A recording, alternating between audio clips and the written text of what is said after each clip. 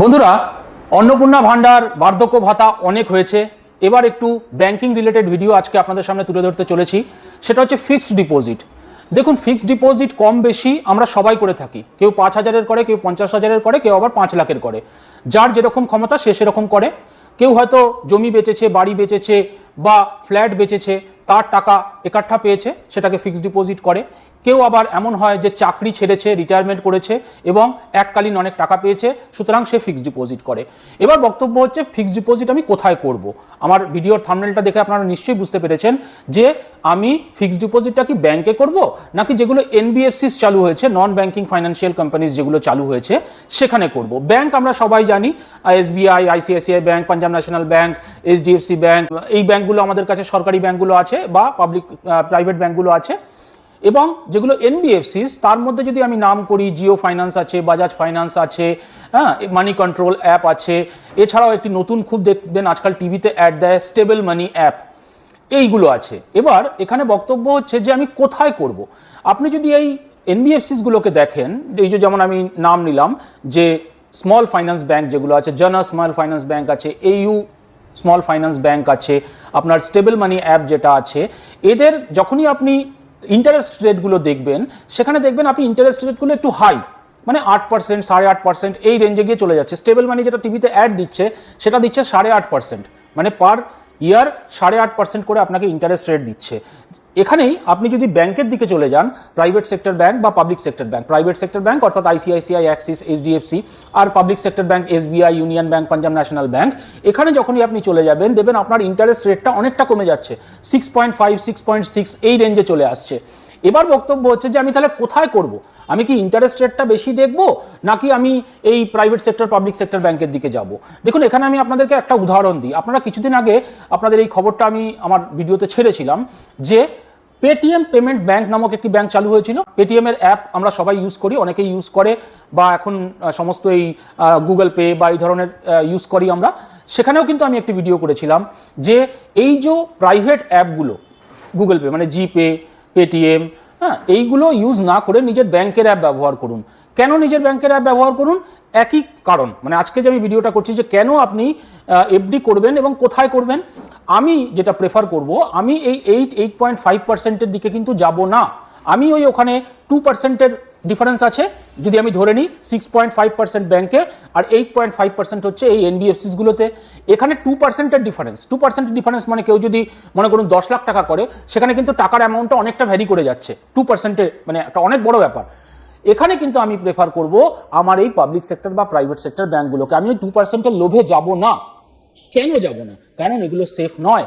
আপনারা জানেন Paytm payment ব্যাংকের লাইসেন্স কিন্তু আরবিআই ক্যান্সেল করেছে এবং ওই ব্যাংকে যাদের টাকা ছিল, যাদের ইভেন অ্যাপে ওয়ালেটে যদি টাকা থেকে থাকে, সেই টাকাগুলোও ফেসে গিয়েছে। কারোর 100 টাকা ফেসেছে, কারোর 1000 ফেসেছে, কারোর 1 লাখ ফেসেছে, কারোর 10 লাখ ফেসেছে। আমার বক্তব্য এখানেই যে এই 2%-এর লোভে না গিয়ে আমার পার্সোনালি মনে হয় আপনার এই যেখানে সিকিওর, সেফ আপনার টাকাটা, আপনার সেটাকেই দেখা উচিত। 2%-এর লোভ করতে গিয়ে যদি আপনার পুরো টাকাটা ফেসে যায় তাহলে কিন্তু আপনি সমস্যায় পড়বেন।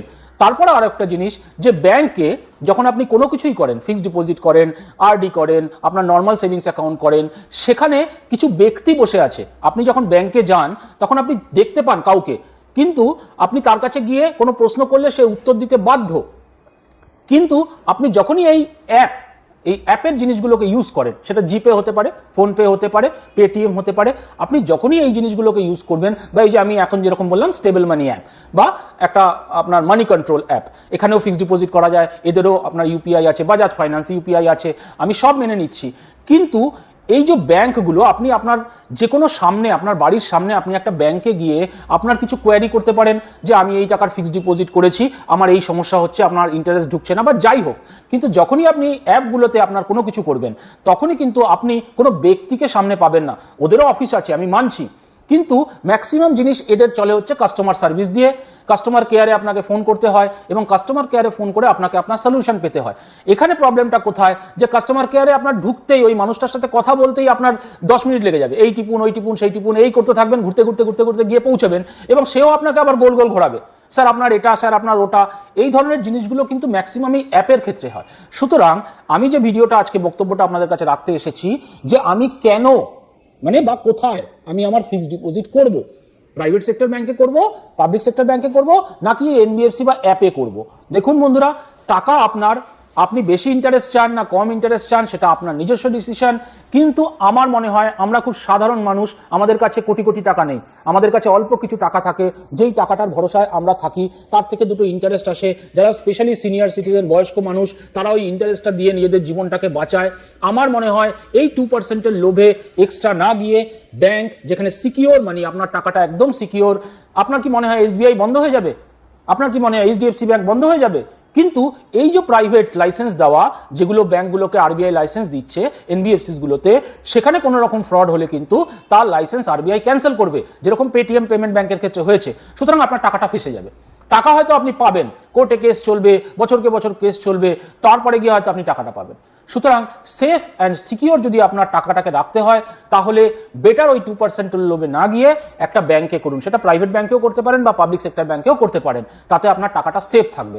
বন্ধুরা, ভিডিও আমি আনছি, কাজের ভিডিও আনছি, কিন্তু আপনারা লাইক করছেন না, সাবস্ক্রাইব করছেন না। লাইক করতে জাস্ট এই একটা আঙুলি তো লাগে, একটুখানি লাইক করে দেবেন, কি যায়, তাই না?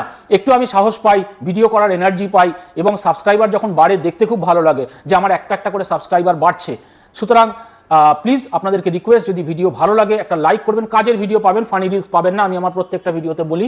কাজের ভিডিও যদি পেতে হয় অবশ্যই আমার চ্যানেলটাকে সাবস্ক্রাইব করুন। আর সবাই ভালো থাকবেন, সুস্থ থাকবেন, দেখা হবে পরের ভিডিওতে। আমি রিসেন্টলি ইন্ডিপেন্ডেন্স ডেতে একটা আমার এয়ারফোর্সে যে আমি ছিলাম সেই জীবনটা আমি একটা ভিডিওতে ছোট্ট করে জাস্ট 10-11 মিনিটে তুলে ধরার চেষ্টা করেছি। যদি আপনার মনে হয় আমার চ্যানেলে গিয়ে হ্যাপি ইন্ডিপেন্ডেন্স ডে বলে আমার এয়ারফোর্সের দিনগুলো এইভাবে একটা ভিডিও করেছি, পারলে দেখবেন, ভালো লাগবে। সবাই ভালো থাকবেন, সুস্থ থাকবেন, দেখা হবে পরের কাজের ভিডিওতে। জয় হিন্দ, জয় ভারত।